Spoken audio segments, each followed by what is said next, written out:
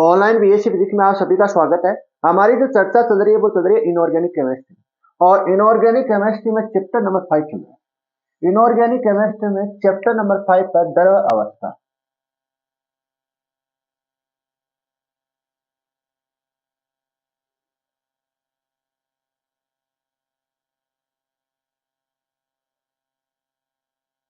द्रव अवस्था ये आपका चैप्टर नंबर 5 चल रहा है, और इसमें आप नेक्स्ट एडिंग लगाओ। नेक्स्ट एडिंग है द्रव का आयरिंग सिद्धांत।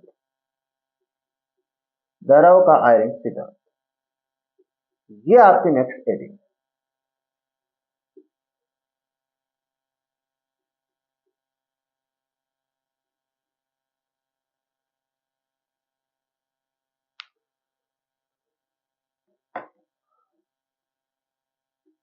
ये सिद्धांत क्या कहता है? ये सिद्धांत कहता है कि हमारे पास क्या है, कोई ठोस है। ध्यान से सुनना, हमारे पास कोई ठोस है और इस ठोस को हम क्या करना चाहते हैं, गर्म करना चाहते हैं। तो ठोस को गर्म करने पर यह ठोस किसमें परिवर्तन हो जाता है? यह द्रव में परिवर्तन होता है। किसमें परिवर्तन होता है? द्रव में परिवर्तन होता है। तो द्रव में जब परिवर्तन होता है तो इसमें क्या बढ़ जाता है? आयतन बढ़ जाता है। क्या बढ़ता है? आयतन बढ़ता है। और क्या बढ़ जाती है यहाँ पर? और अंतरा आणविक दूरी बढ़ जाती है। क्या बढ़ जाती है? अंतरा आणविक दूरी बढ़ जाती है। अंतरा आणविक दूरी बढ़ जाती है।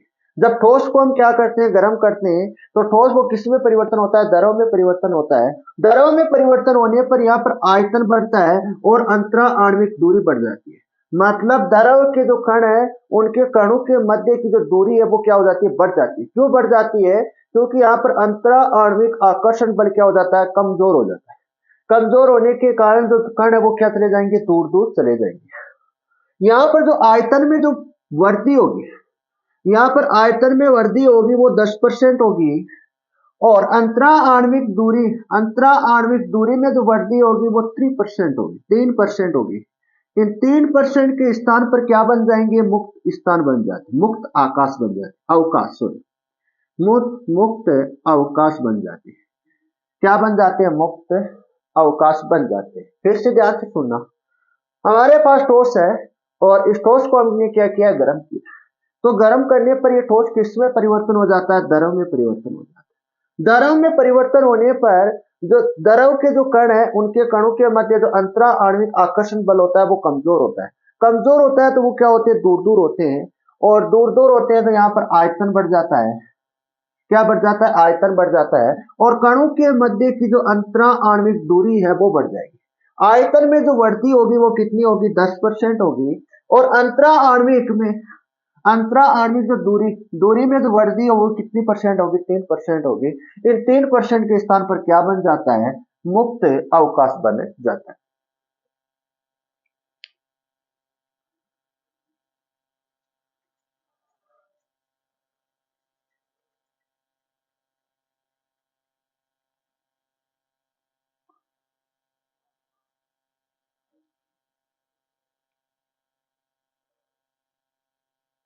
यदि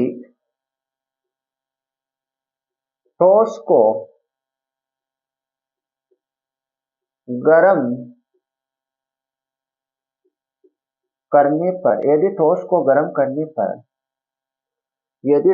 गर्म करने पर द्रव में परिवर्तन,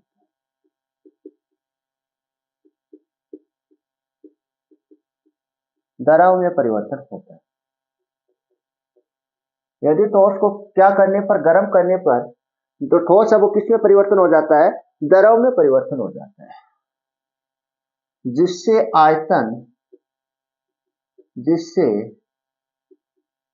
आयतन में वृद्धि होती है तथा अंतरा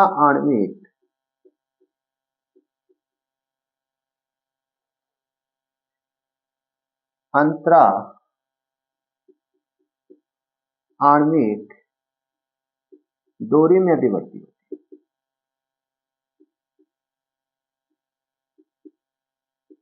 वृद्धि होती है। अंतरा आणविक दूरी में भी क्या होती है, वृद्धि होती है। आयतन में वृद्धि, आयतन में वृद्धि 10% होती है, जबकि जबकि अंतरा आणविक अंतरा आणविक दूरी में वृद्धि 3% होती है, 3% होती है। अंतरा आणविक दूरी में वृद्धि 3% दूरी में वृद्धि, 3% दूरी में वृद्धि के स्थान पर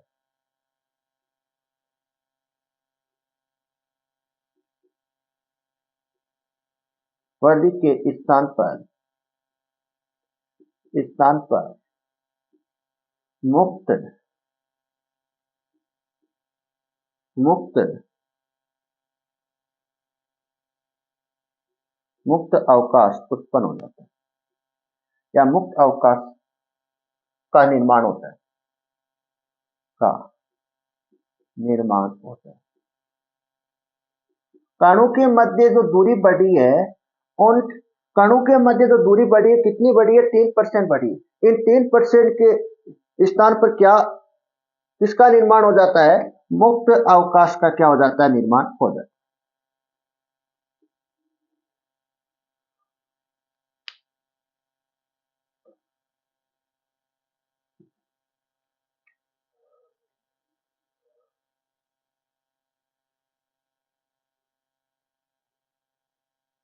ये हमारे पास कोई कंटेनर है, और इस कंटेनर में पहले क्या था, ठोस था।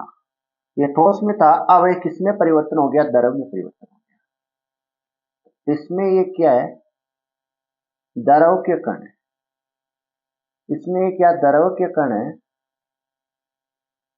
और द्रव के कणों के मध्य जो दूरी है, अंतरा आणविक जो दूरी है, वो क्या हो जाती है, 3% बढ़ जाती है।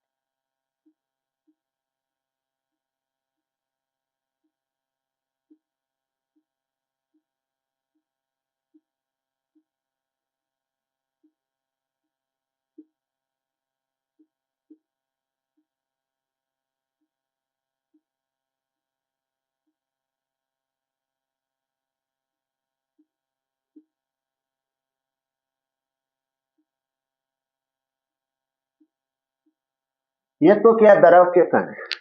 अब इसमें हमें क्या दर्शाना, मुक्त अवकाश देखना। मुक्त अवकाश का मतलब होता है खाली स्थान।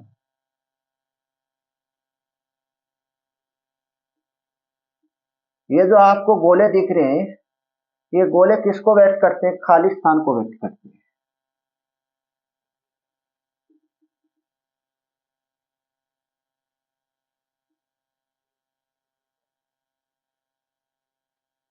मुक्त अवकाश।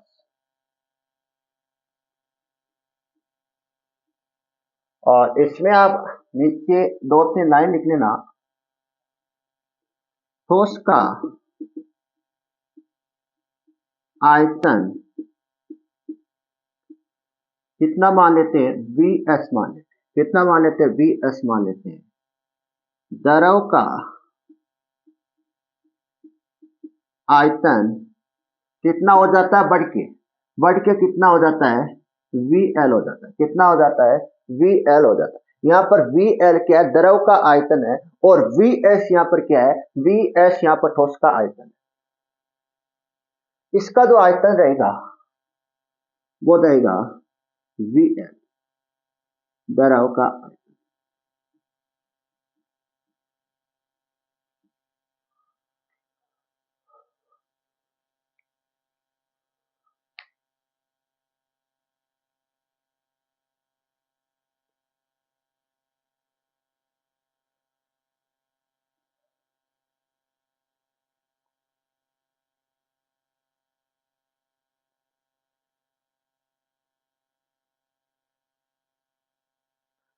टॉपिक क्या चल रहा है, द्रव का आयनिक सिद्धांत चल रहा है। और ये सिद्धांत क्या कहता है, ये सिद्धांत ये कहता है कि यदि ठोस को गर्म करने पर जो ठोस है वो किस में परिवर्तन हो जाता है, द्रव में परिवर्तन हो जाता है, जिससे आयतन में क्या होती है, वृद्धि होती है, तथा अंतरा आणविक दूरी में भी क्या होती है, वृद्धि होती है। अंतरा आणविक दूरी में वृद्धि होने का मतलब है कणों के मध्य की जो दूरी है वो क्या हो जाती है, बढ़ जाती है। वो किसके कारण बढ़ती है, अंतरा आणविक आकर्षण बल के कारण, क्योंकि यहाँ पर अंतरा आणविक आकर्षण बल क्या हो जाता है, कमजोर हो जाता है, जिसके कारण इनके कणों के मध्य, द्रव के कणों के मध्य अंतरा आणविक दूरी क्या हो जाती है, बढ़ जाती है। जो आयतन में जो वृद्धि होती है वो कितना परसेंट होती है, 10% होती है। आयतन में जो वृद्धि होती है वो 10% होती है, और कणों के मध्य, द्रव के कणों के मध्य जो अंतरा आणविक दूरी है वो कितनी परसेंट में वृद्धि होती है, वहां पर 3% में क्या होती है, वृद्धि होती है। और 3% के स्थान पर क्या उत्पन्न हो जाता है, किसका निर्माण हो जाता है, मुक्त अवकाश का निर्माण हो जाता है, मतलब खाली स्थान का निर्माण हो जाता है। और यहाँ पर हमने ठोस का आयतन कितना लिया है, Vs लिया है, और इस द्रव का आयतन हमने कितना लिया है, Vl लिया है। कितना लिया है, Vl। नीचे लिखना इसमें, वह तापमान जिसमें एक अवस्था से, वह तापमान जिसमें एक अवस्था से दूसरी अवस्था में परिवर्तन हो जाता है, दूसरी अवस्था में परिवर्तन हो जाती है, परिवर्तन हो जाती है। वह तापमान है जो ठोस अवस्था में किस में परिवर्तन हो रही है, द्रव अवस्था में परिवर्तन हो रही है। तो इस तापमान को हम क्या बोलते हैं, तो इस तापमान को, तो इस तापमान को, तो इस तापमान को क्रांतिक ताप कहते हैं, क्रांतिक ताप कहते हैं। तो इस तापमान को हम क्या कहते हैं, क्रांतिक ताप कहते हैं। मतलब हमने क्या किया है, एक अवस्था तो हम कौन सी मान रहे हैं, ठोस मान रहे हैं, और ये ठोस किस अवस्था में परिवर्तन हो रही है, द्रव अवस्था में परिवर्तन। मतलब वह तापमान जिसमें एक अवस्था से दूसरी अवस्था में परिवर्तन हो जाती है, तो इस तापमान को क्या कहते हैं, क्रांतिक तापमान कहते हैं। हमने पढ़ा है कि क्रांतिक तापमान पर, हमने क्या पढ़ा है, हमने यह पढ़ा है कि जो क्रांतिक तापमान पर है, इसमें द्रव और गैस के अणु का क्या नहीं किया जा सकता, विभेदन नहीं किया जा सकता, ये हमने पढ़ी है। तो हम जानते हैं कि, हम जानते हैं कि, हम जानते हैं कि क्रांतिक तापमान पर, क्रांतिक तापमान पर, क्रांतिक तापमान पर हम जानते हैं कि क्रांतिक तापमान पर द्रव तथा गैस के कणों का विभेदन नहीं किया जाता, नहीं किया जाता है, क्योंकि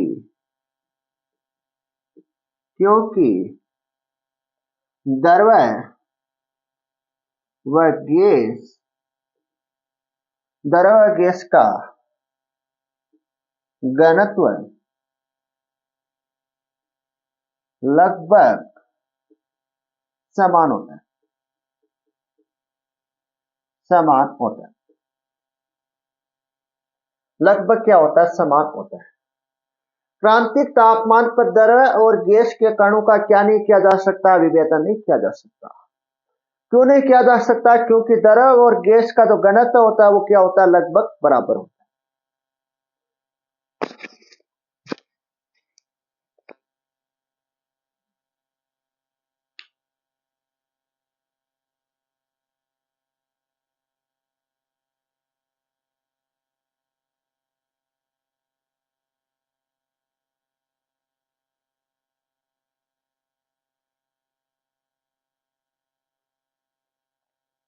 इसके बाद हम लिखते हैं औसत घनत्व क्या हो, औसत घनत्व लिखते हैं इसका।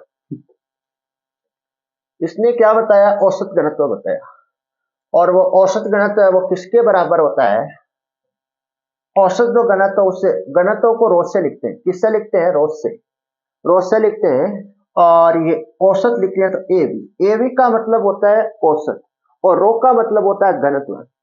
तो इसको हम क्या बोलेंगे? इसको हम बोलेंगे औसत घनत्व, औसत घनत्व। और ये किसके बराबर होता है? ये होता है आर नोट।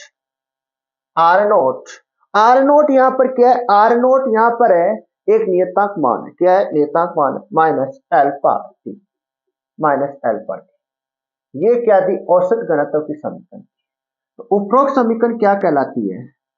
उपरोक्त समीकरण, उपरोक्त जो समीकरण है क्या कहलाती है? उपरोक्त समीकरण कायली व कायली व मैताइली समीकरण कहलाती है।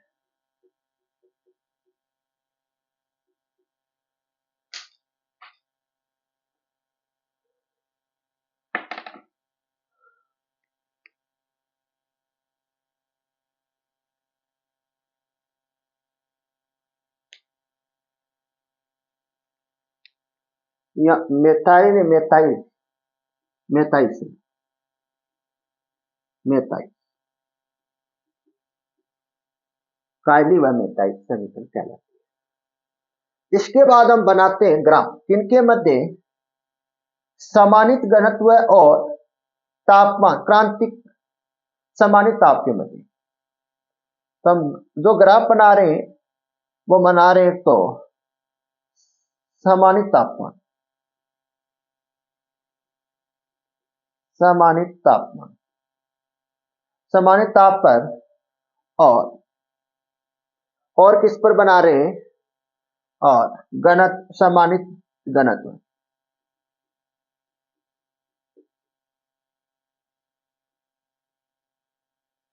समानित घनत्व, समानित घनत्व।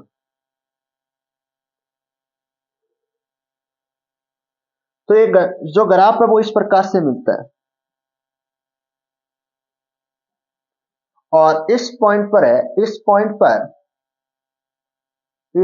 पर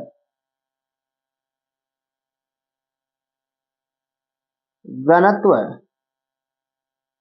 समान होता है। क्या होता है? घनत्व समान होता है। मतलब यहां पर घनत्व समान होने का मतलब है यहां पर आयतन समान है और अंतरा आणविक दूरी भी समान है और अंतरा आणविक आकर्षण बल भी क्या है? सेम है। तो आयतन, नियत आयतन पर हम क्या देखना चाहते हैं? अगर हम नियत आयतन पर क्या देखना चाहते हैं? ऊष्माधारिता देखें। किस पर? नियत आयतन पर। क्योंकि यहां पर घनत्व क्या है? समान है। घनत्व समान कब बनता है? जब आयतन सेम होता, मतलब दोनों का आयतन बराबर हो, तो इसको क्या बोलते हैं? नियत आयतन बोलते हैं। तो इसकी क्या समीकरण बनेगी? यहां तक बताओ।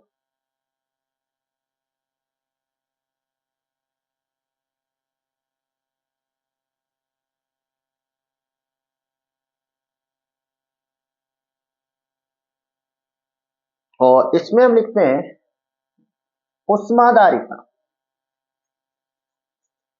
जो ऊष्मा जो धारिता लिखेंगे वो नियत आयतन पर लिखेंगे। किस पर लिखेंगे? नियत आयतन पर लिखेंगे। ऊष्मा जो धारिता का मान है सीवी। सीवी क्या है? यहाँ पर ऊष्मा धारिता है नियत आयतन पर, नियत आयतन पर ऊष्मा धारिता, ऊष्मा धारिता नियत आयतन पर। नियत आयतन पर हम क्या देखें? ऊष्मा धारिता देखें। यहाँ पर से नियत आयतन क्यों है? क्योंकि यहाँ पर इस पॉइंट पर क्या है? घनत्व समान होता है। घनत्व समान है, घनत्व का मतलब होता है, घनत्व का मतलब आप सभी जानते हो द्रव्यमान बटा आयतन, बटा आयतन। द्रव्यमान बटा आयतन को क्या कहते हैं? घनत्व कहते हैं। तो यहां पर अगर आयतन है वो दोनों का सेम है और सभी कणों का जो द्रव्यमान है वो सेम है, तो यहाँ पर आयतन सेम होने पर जो घनत्व क्या आएगा वो दोनों का बराबर आएगा। तो यहाँ पर हमने क्या लिखा है, घनत्व समान होता है इस पॉइंट पर। तो ये किसके बराबर होगी, ये बराबर होगी VL अपॉन VS।